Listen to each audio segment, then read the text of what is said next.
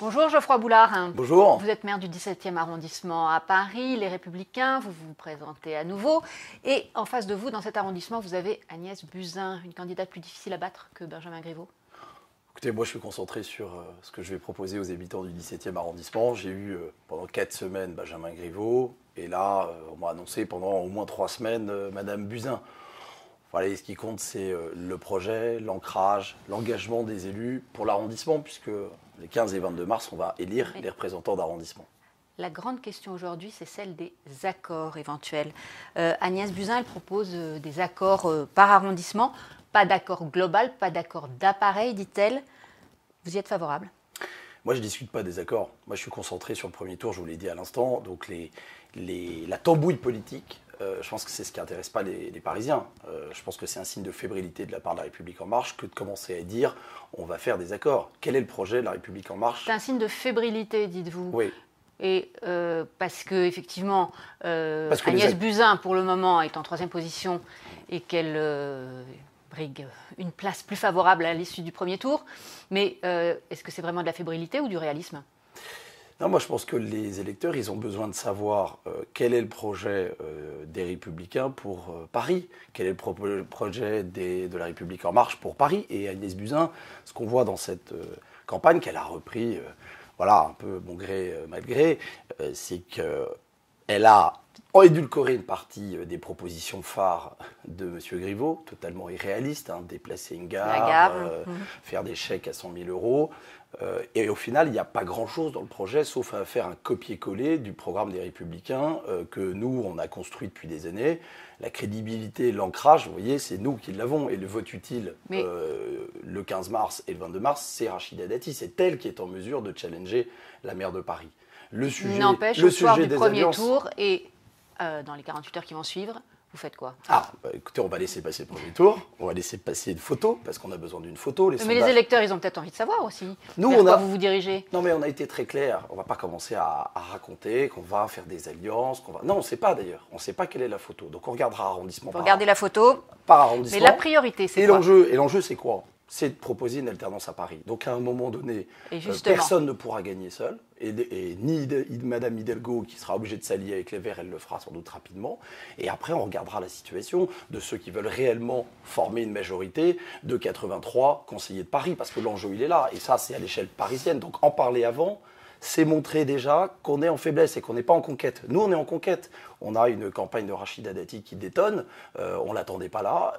Elle parle aux Parisiens. Elle parle surtout aux Parisiens qui ont été oubliés par la gauche. Et c'est là la force de son message. Mais la meilleure stratégie et la priorité, c'est quoi ? C'est d'empêcher Anne Hidalgo de faire un second mandat ou d'essayer de porter Rachida Dati à la tête de la mairie de Paris ? Le sujet, c'est de proposer une alternance à la politique d'Anne Hidalgo qui a échoué.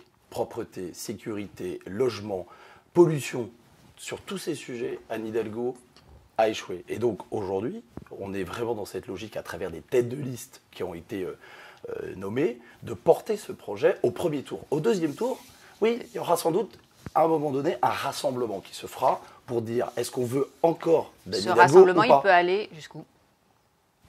Toutes les forces seront les bienvenues, mais aujourd'hui, c'est la seule qui est en posture de mener cette coalition à travers les sondages, mais on verra la photographie du premier tour, c'est Rachida Dati à l'issue, notamment de cette phase de campagne. Maintenant, on va le voir, l'heure de vérité arrive, soyons pas trop impatients, ne jouons pas le deuxième tour avant d'avoir fait le premier tour. Les sondages, ce n'est pas l'heure de vérité, mais Rachida Dati est créditée selon les instituts de 20 à 25%, parfois en tête.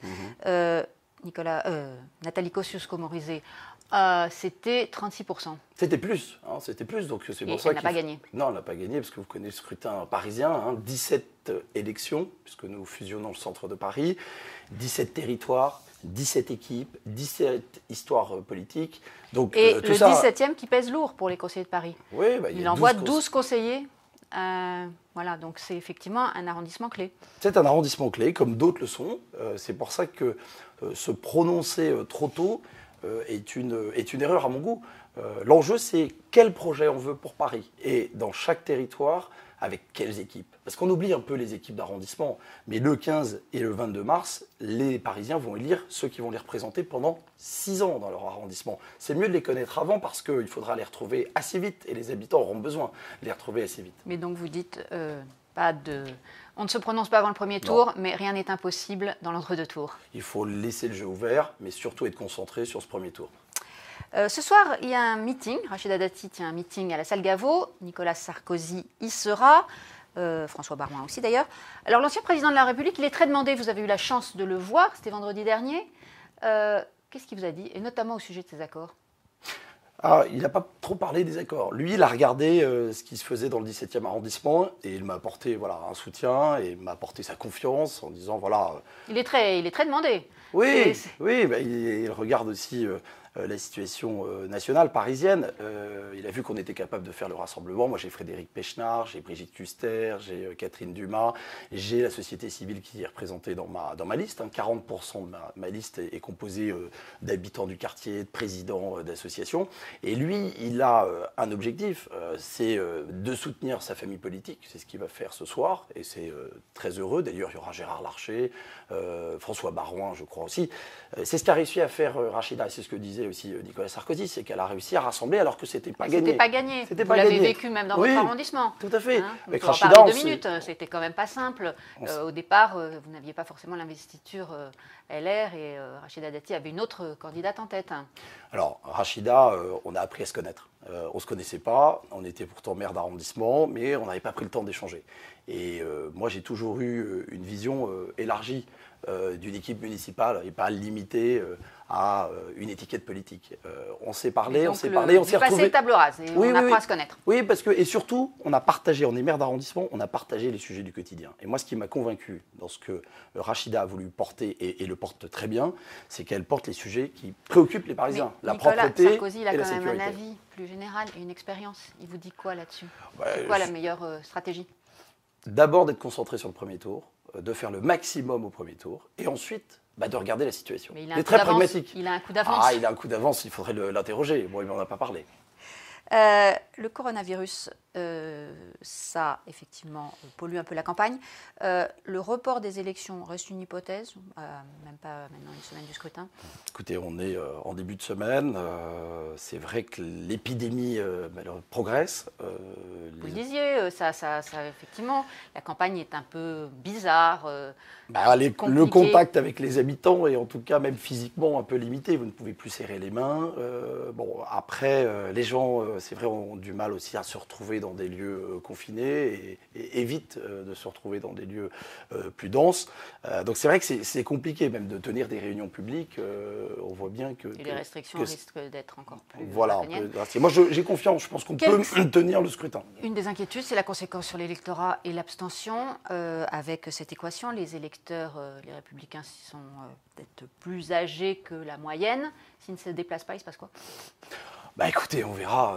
Vous savez, ça ne nous appartient plus, là. Maintenant, on est à quelques jours du scrutin, donc les électeurs...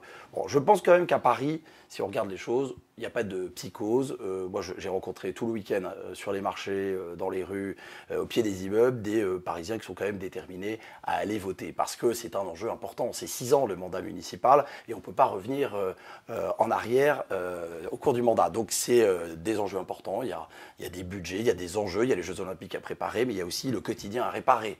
Et on pourrait commencer par les chaussées, et ça, c'est des sujets qui vont être abordés dans ce scrutin. Et les habitants, ils ont envie de circuler, ils ont envie de mieux se loger, ils ont envie finalement de retrouver cette fierté d'habiter Paris, qui a quitté, il faut bien le dire, les esprits. Dernière ligne droite cette semaine. Merci beaucoup, Geoffroy Boulard. Merci beaucoup. À bientôt.